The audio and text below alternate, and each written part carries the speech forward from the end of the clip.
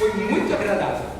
Agora nós temos um texto para explorar à luz de um tema maior, que é o tema que a igreja está neste mês de outubro, início de novembro, desenvolvendo sobre a Reforma Protestante. O mês de outubro é o mês da Reforma Protestante. E eu pude acompanhar umas mensagens que o pastor apresentou, ainda que não tenha assistido, mas certamente eu pude ver que todas tratam dos 5 solas. E hoje restou falar daquele que diz respeito a somente Cristo. Somente Cristo. O que nós vamos expor nesse texto de Mateus capítulo 9 trata, sem dúvida nenhuma, sobre a necessidade de reconhecermos a supremacia do Filho de Deus. E para você reconhecer supremacia, você tem que olhar para esse texto e, com cuidado, observar a sua mensagem, que é nítida, evidente, que é uma mensagem abençoadora. Eu reconheço a supremacia do Filho de Deus quando eu vejo as manifestações da sua divindade. E é o que nós temos aqui, manifestações da sua divindade. E eu gostaria que os irmãos me acompanhassem na leitura do texto, do verso 1 ao verso de número 8. Diz assim: entrando Jesus num barco, passou para o outro lado e foi para a sua própria cidade. E eis que lhe trouxeram um paralítico deitado num leito. Vendo-lhes a fé, Jesus disse ao paralítico: tem bom ânimo, filho, estão perdoados os teus pecados. Mas alguns escribas diziam consigo: este blasfema. Jesus, porém, conhecendo-lhes os pensamentos, disse: por que cogitais o mal no vosso coração? Pois qual é mais fácil dizer? Pois qual é mais fácil? Dizer: estão perdoados os teus pecados? Ou dizer: levanta-te e anda? Ora, para que saibais que o Filho do Homem tem sobre a terra autoridade para perdoar pecados, disse então ao paralítico: levanta-te, toma o teu leito e vai para a tua casa. E levantando-se, partiu para a sua casa. Vendo isto, as multidões, possuídas de temor, glorificaram a Deus, que dera tal autoridade aos homens. Senhor, fala conosco. Nós te imploramos o auxílio do Espírito Santo nesta hora. Sabemos que o teu Espírito já testificou junto ao nosso coração que esta palavra é a palavra verdadeira do Senhor. Mas agora rogamos, neste momento em que nos reunimos como igreja do Senhor, que o teu Espírito também nos dê uma iluminação especial para entendermos as tuas verdades e para aplicarmos estas verdades de tal maneira que os homens continuem glorificando o teu nome, cheios de temor e de tremor pelas obras que o Supremo Jesus, teu Filho, fez e faz entre nós. Nós te bendizemos no nome dele, no nome de Cristo, o nosso Salvador. Amém. Bom, esse texto trata de um milagre. E milagre é alguma coisa que está nas mídias. Nos últimos dias, um milagre fez alguma coisa especial, ou trouxe algo especial para a nossa nação. Nós temos agora finalmente uma mulher que é santa, Irmã Dulce. Você deve ter acompanhado. Irmã Dulce recebeu a canonização em meio a aclamações e grandes festas. Ela foi então colocada como uma mulher extraordinária, e isso tem um propósito, né? Estamos vivendo numa época onde a igreja que fez isso tem sofrido algumas pressões a respeito de como eles tratam as mulheres. Há também outras preocupações. Uma igreja que está em declínio, e nada melhor do que um milagre para mostrar que as coisas não estão tão ruins assim. O fato é que em 2001, uma certa mulher com hemorragia pediu então à irmã Dulce que lhe concedesse a graça de que aquela hemorragia cessasse. E o testemunho aconteceu. Em 2014, um homem há 14 anos, havia 14 anos que estava cego, colocou a imagem dela diante dos seus olhos e tornou-a ver.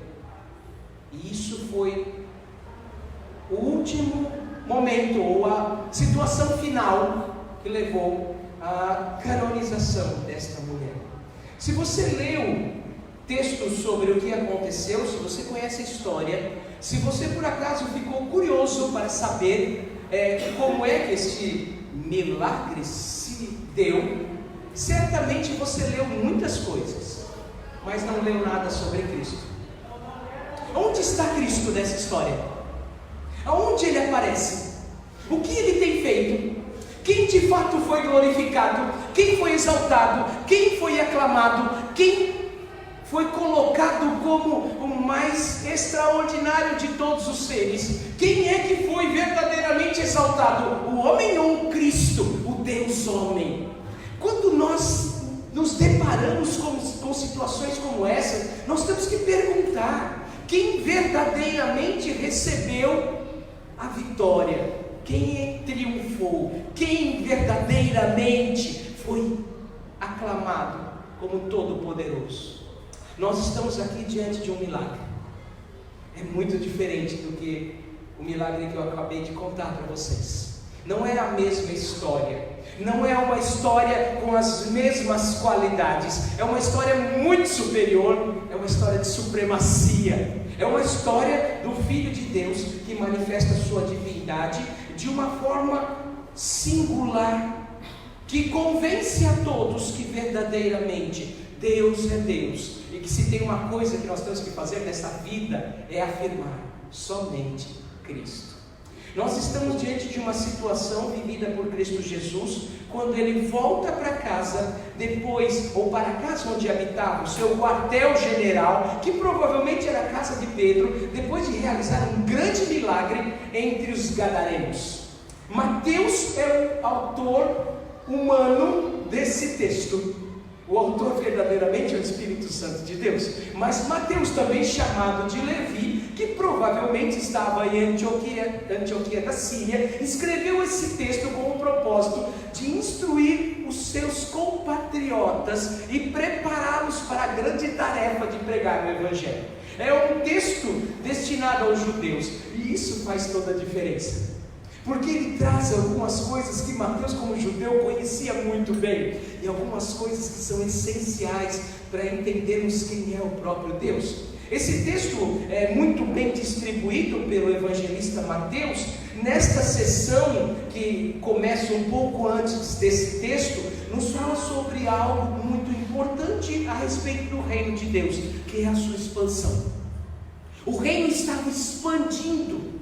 Jesus era capaz de tomar uma embarcação e ir para outra cidade com outros habitantes de outra confissão de fé e lhes pregar o Evangelho e trazer para essas pessoas a esperança. Ele podia até deixar lá um homem, um gadareno, que antes vivia nos sepulcros, estava acorrentado e vivia sobrecarregado pelo pecado, mas agora podia ir para os seus pregar o Evangelho. Mas ele volta para casa e diz no versículo 1 exatamente isso: entrando Jesus num barco, passou para o outro lado e foi para a sua própria cidade, a cidade onde ele trabalhou na maior parte do seu ministério. Essa cidade é Cafarnaum. Cafarnaum foi um local utilizado pelo Senhor para a pregação do Evangelho, e lá então ele fez grandes obras. E nesta atuação do Senhor em Cafarnaum nós encontramos este momento específico. Lá estavam muitas pessoas, judeus, escribas, fariseus. Para entender esse texto, você precisa também olhar para Marcos e para Lucas. E isso é importante, quando os três evangelistas fazem questão de narrar esse fato em momentos e épocas diferentes, é porque esse fato marcou a vida deles. Os evangelistas não escreveram na mesma época. Cada um deles foi usado pelo Senhor em momentos diferentes. Marcos talvez tenha sido o primeiro, Mateus o segundo, é possível, Lucas o terceiro. Lucas narra as coisas que ele apurou, averigou, e ele colocou esse texto. Ele mesmo diz que foi diligente em coletar as informações, e essa informação do milagre está lá. Marcos talvez tenha ouvido os sermões de Pedro, e Mateus, todos vocês conhecem, coletor de impostos. Um dia estava na coletoria e alguém passou por ele, seu nome era Jesus, e disse: vem comigo. E ele foi. Este homem agora escreve esse texto de uma situação onde muitas pessoas estavam numa casa, estavam ouvindo Jesus pregar, estavam ouvindo Jesus ensinar. Como mestre, ele tinha prazer em trazer a mensagem de Deus para as pessoas. Não havia como entrar naquela casa. A casa estava toda cercada por pessoas que atentamente estavam ouvindo a mensagem do Senhor. Então os outros evangelistas, aqui em Mateus ele não dá esses detalhes, pegaram um homem paralítico que só podia entrar na presença de Jesus carregado, e então tiveram uma grande ideia: vamos subir ao telhado. E se você por acaso já pesquisou como era uma casa naquela época, eles utilizavam o telhado para fazer muitas coisas, tá? Era uma parte da casa importante, mas não era um lugar para descer as pessoas. Eles abrem um buraco no telhado e eles descem o paralítico até lá. E aí então começa a manifestação da divindade de Jesus. Ao ver essa situação, Jesus então começa a se pronunciar. Antes mesmo que o paralítico fizesse qualquer sinal, ou com as suas palavras dissesse alguma coisa, ele olha para este homem e diz: filho, uau! Tem bom ânimo, estão perdoados os teus pecados. Ah, homem pecador, este somos nós, pecadores. O pecado entrou na existência humana e alterou tudo. O pecado nos fez pessoas repreensíveis diante de Deus. O pecado é tão ofensivo que ele não tem cura a não ser pelo sangue. E ele o sangue passa a fazer parte da história do povo de Deus. E quando Deus estabelece a aliança, essa aliança tem que incluir sangue, tem que cortar. Quem faz parte da aliança é circuncidado, isso é necessário, porque o pecado fere, ele machuca, ele corta. Ele derrama sangue. O pecado passa a ser o grande inimigo do ser humano, e tudo que ele faz é manchado com o pecado. Por isso que chamamos isso de poluição do pecado. Se você quer saber como é só você ir para São Paulo, você vai entender o que é poluição. A poluição alcança você sem você sequer dar conta, ou se dar conta dela. O pecado passa então a estar presente na história do seu povo, o povo de Deus. E para purificar o pecado, ou para se livrar do pecado, existe uma série de ações. E os judeus conheciam essas ações muito bem. Você tem que praticar uma série de ações a respeito daquilo que Deus chama de sacrifício. Você tem que sacrificar. Você precisa utilizar bodes, animais. Você tem que necessariamente se apresentar diante de Deus. Há um sacerdote que faz isso. Você não pode fazer por conta própria, mas você tem que sacrificar. Não há como escapar do pecado. Você precisa constantemente se lavar da maneira como Deus estabeleceu para se livrar do pecado. E o judeu sabia disso muito bem. E se você prestou atenção na maneira como eu narrei a origem do pecado, todo pecado é contra Deus. Todo pecado é contra Deus. Eu posso pecar contra o meu irmão, eu posso errar, eu posso falhar, mas no final das contas, todo pecado é uma ação deliberada contra Deus. Ele é o maior ofendido.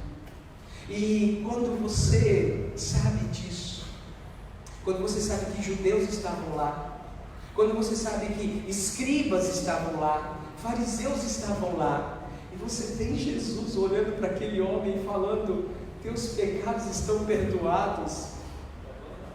Ele está dizendo para todo mundo: eu fui o ofendido, porque eu sou Deus. Outro evangelista narra isso. Lucas destaca que os religiosos olharam para Jesus e perguntaram: quem é você para perdoar pecados? Todas as vezes que nós cometemos pecado, nós ofendemos a Deus. Quando Jesus perdoa os pecados, Ele está dizendo: eu sou aquele que pode absolvê-lo dos seus pecados, porque eu sou Deus. Ninguém mais pode fazer isso. Não há como o homem se libertar disso. Uma das grandes críticas de Jesus aos religiosos é que eles tentavam a absolvição por conta própria, com as suas obras, com os seus atos, com o seu legalismo, com o seu moralismo, com a sua atitude perfeita. Eles tentavam alcançar aquilo que é tão necessário, que é o perdão de pecados por conta própria. Mas não tem jeito, filho, tem bom ânimo, eu te perdoo, porque eu sou divino. O perdão é essencial na nossa vida, meu irmão. Não dá para você viver sem perdão, é impossível. Esse homem era paralítico, ele tinha uma lista de coisas que ele gostaria de fazer. Talvez você tenha trazido a sua hoje, a lista de coisas que você gostaria que Deus te desse, mas de todas elas, nenhuma se compara ao pecado. Então, prestem atenção no que eu vou contar agora, de uma história que foi contada por uma querida amiga chamada Eleni Vassan.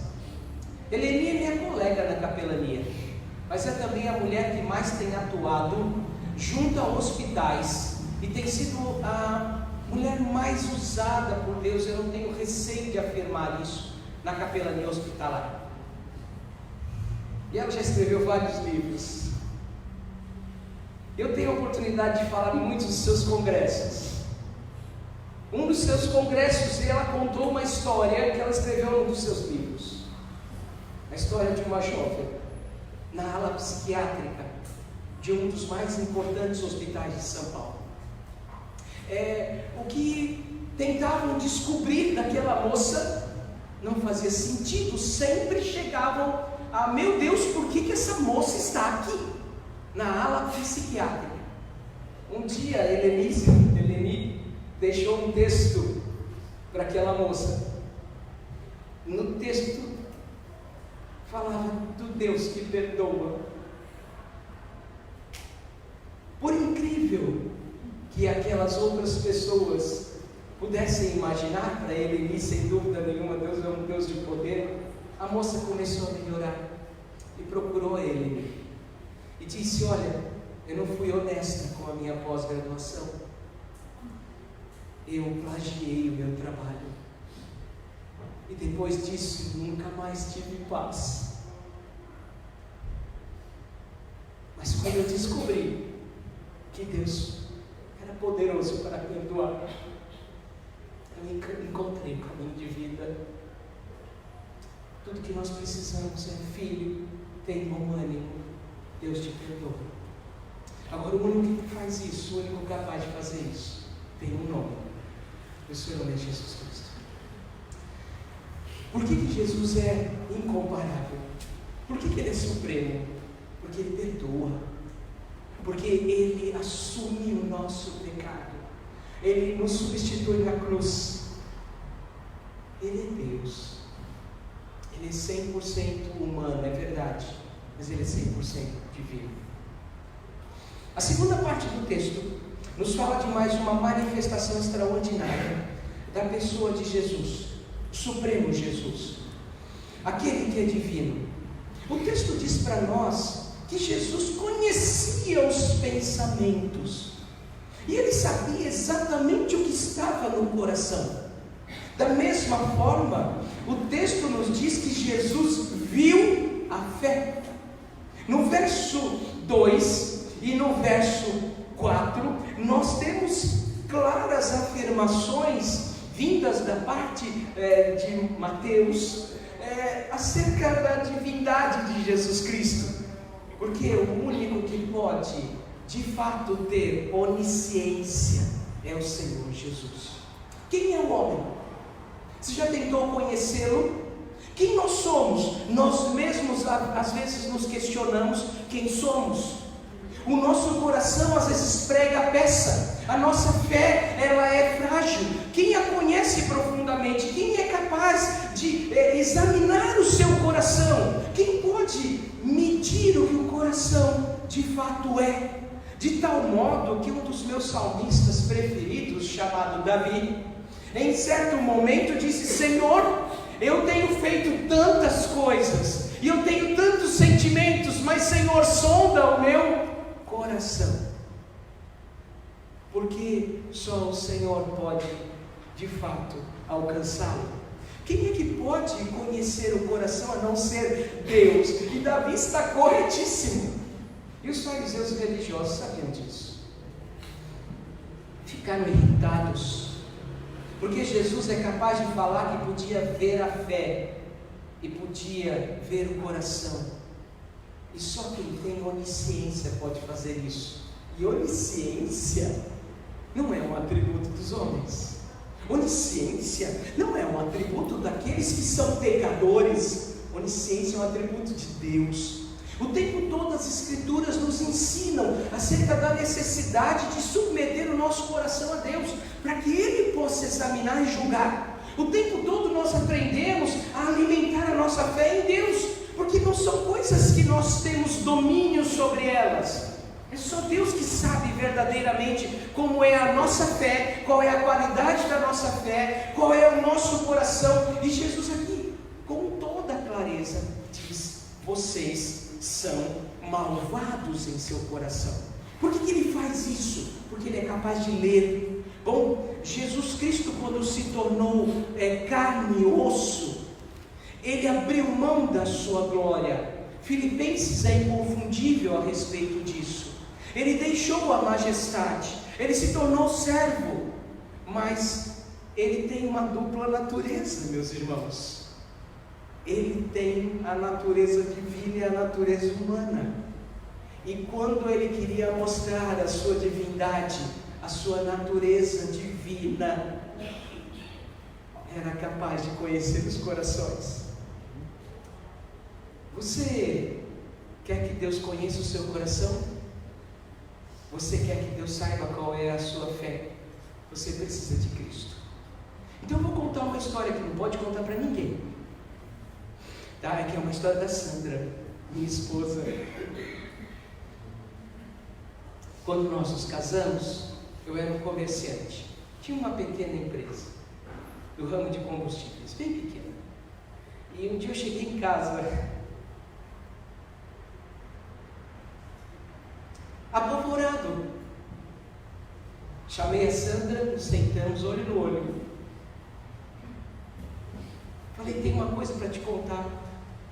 Olha, eu vou ter que deixar tudo, porque eu quero ser pastor.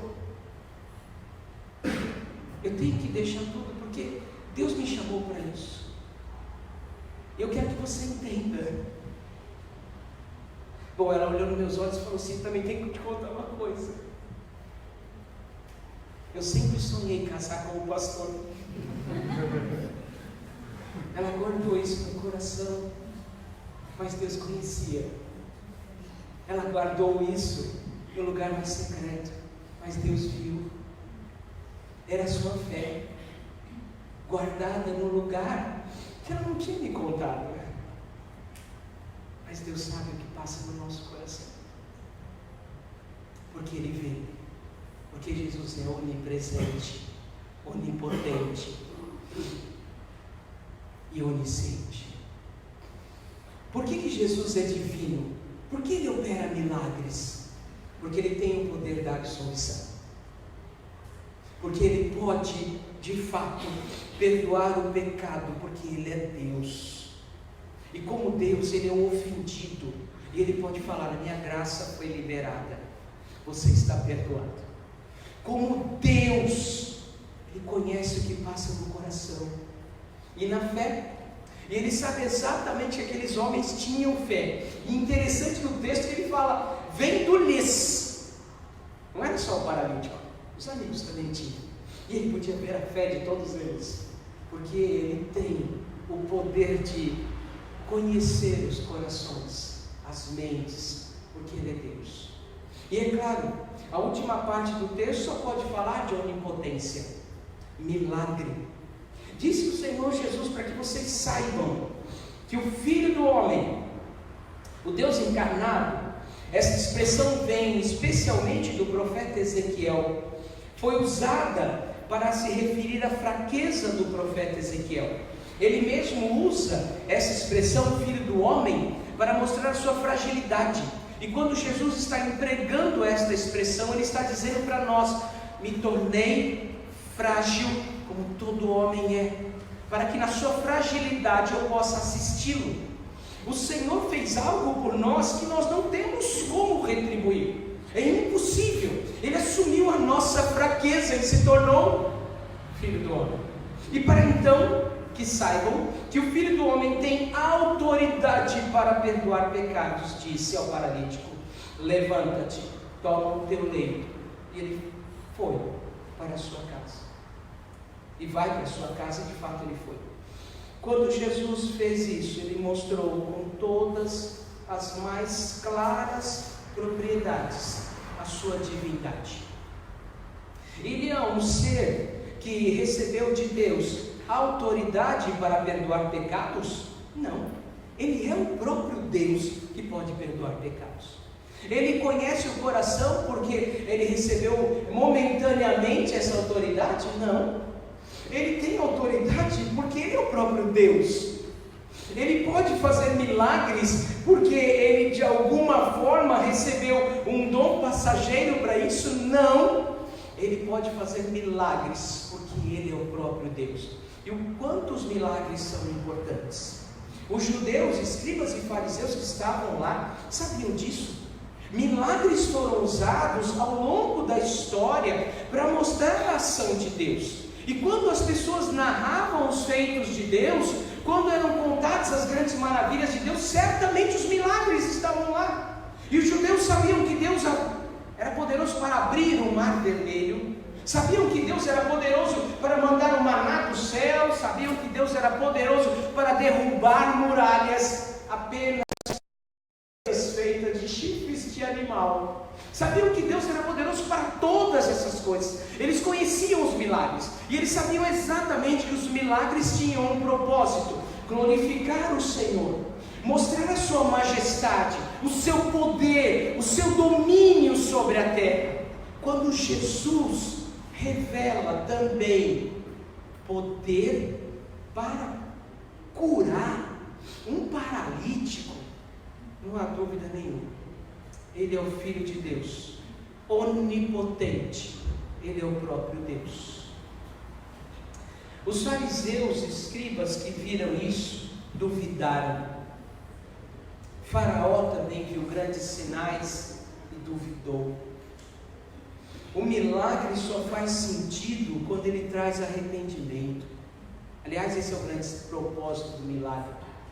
O milagre, no final das contas, se junta com o perdão, como o próprio texto diz para nós. Interessante que no texto ele associa o perdão de pecados com a cura do paralítico, porque o milagre só faz sentido quando ele transforma corações, quando ele é para o arrependimento e a glória do próprio Cristo e de Deus.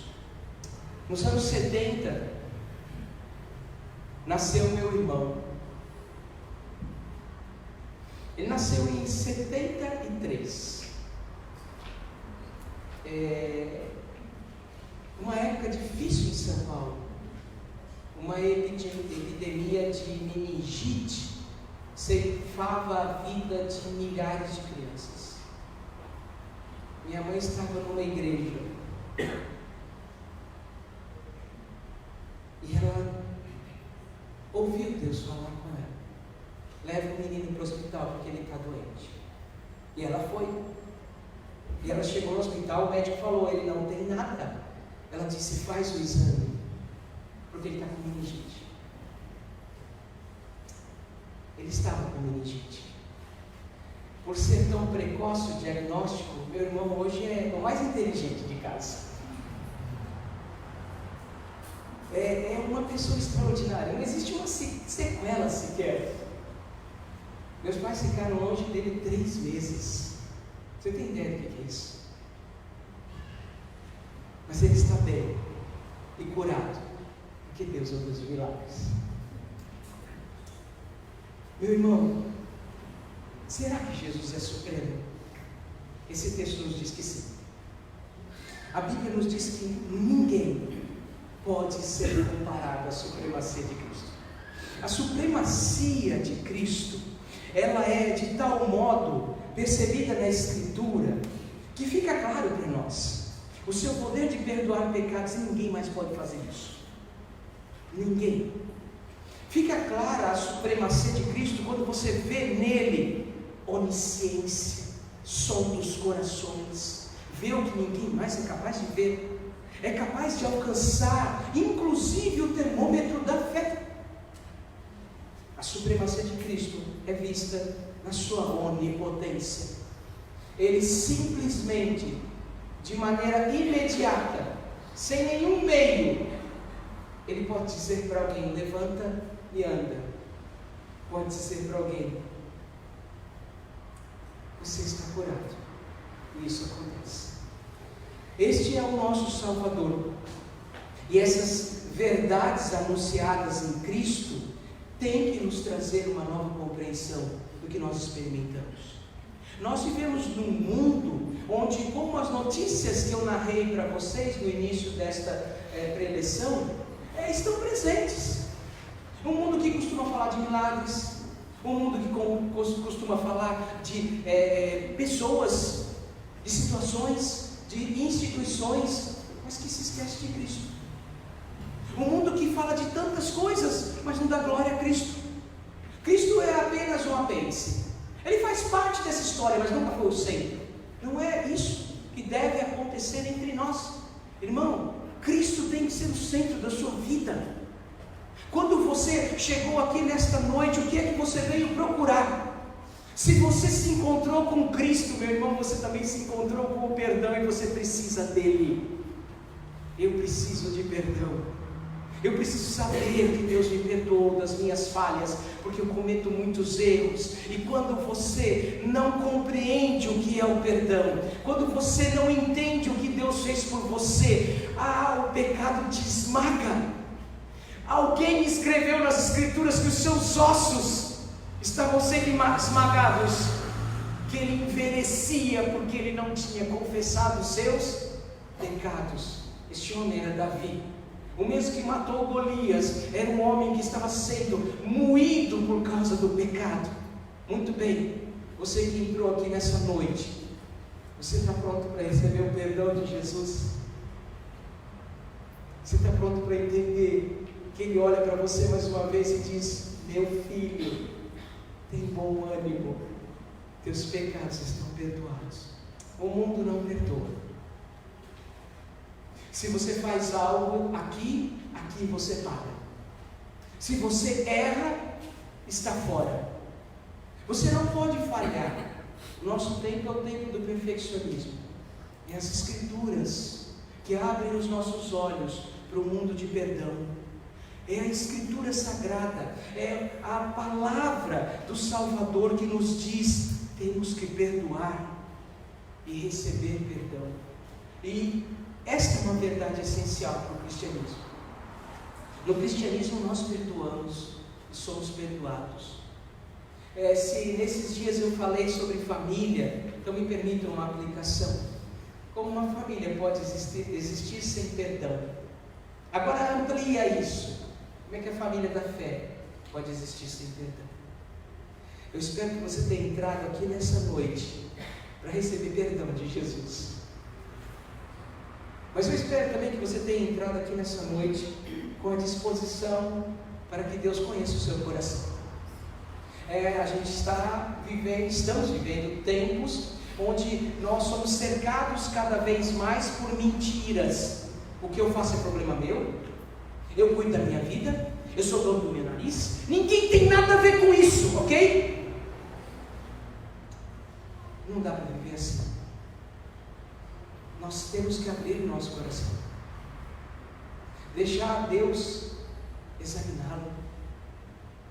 Não cabe a nós uma vida egocêntrica, não cabe a nós exercer fé, ou praticar a fé, ou de alguma forma acreditar que simplesmente o meu coração é problema meu. Não, espero que você tenha entrado aqui nessa noite com a disposição de deixar Deus trabalhar lá. Ele vai encontrar algumas coisas que ele não vai gostar. Ele faz isso também com o meu coração. Tem um monte de coisas que ele encontra lá que ele não gosta. Mas a primeira lição é perdão. Então deixe. Esteja pronto para isso. Quando a gente fala deixa, parece que a gente está falando de obras salvíficas. Não! Eu estou falando para você, meu irmão, que o seu dever é dobrar os seus joelhos e inclinar o seu coração. Colocar a sua vida diante de Deus e falar: Senhor, sonda o meu coração, e se há algum caminho mau, corrige. Mas é difícil, porque os tempos caminham em outra direção, e as pessoas estão cada vez mais tentando se salvaguardar, se fechar. Deixa Deus fazer o que Ele tem que fazer. Se coloca diante dele. Irmãos, nós precisamos de milagres. O mundo precisa de milagres. Nós temos que esperar por eles e acreditar nos milagres. Nós temos que sonhar com um mundo onde as pessoas ainda esperam por um Deus que levanta paralíticos, que salva, que restaura. Mas este mundo também é o mesmo que, quando se depara com isso, atribui a glória a outro, honra outras pessoas. E se os cristãos não tiverem a voz adequada para falar tudo o que acontece de modo sobrenatural, tem um Senhor sobre esta ação, e o seu nome é Jesus Cristo, e isso é inegociável. Mas parece que a igreja, ao mesmo tempo, parou de crer. Pouco oramos, pouco buscamos. É lógico que nós temos que esperar por um milagre, sempre. E é claro que se você veio aqui nessa noite em busca disso, a onipotência de Deus pode te dar, no tempo e na hora dele.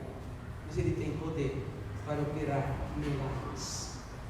Bom, o texto termina dizendo que as multidões possuídas de temor glorificaram a Deus.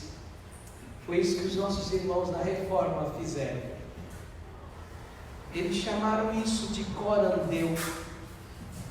Tudo está na presença de Deus. Eles chamaram isso de teocentrismo. Tudo leva para a glória de Deus. Nos seus catecismos, ou no seu principal catecismo, a finalidade do homem é a glória de Deus. No final das contas, saber que Jesus é divino e reconhecer a sua supremacia é para que eu e você vivamos para a sua glória. Que o bondoso Deus nos dê a disposição para ouvir a sua palavra e encontrar nela a supremacia de Cristo, porque ela está lá, não porque nós queremos encontrá-la, mas porque ela foi revelada. A sua supremacia é percebida na manifestação da sua divindade. Ele é Deus, por isso Ele perdoa. Ele é Deus, por isso Ele conhece. Ele é Deus, por isso Ele cura. Este é o nosso Salvador. Nada nem ninguém pode chegar aos seus pés. E que a Reforma erga mais uma vez a sua voz. Já passamos por outubro, mas por que não mais uma vez dizer: somente Cristo. Deus te abençoe, meu irmão. Que você tenha nesta palavra tudo que você precisa para encontrar perdão, consolação e esperança, pois é isso que Cristo veio nos trazer. Que o Senhor te abençoe e te guarde.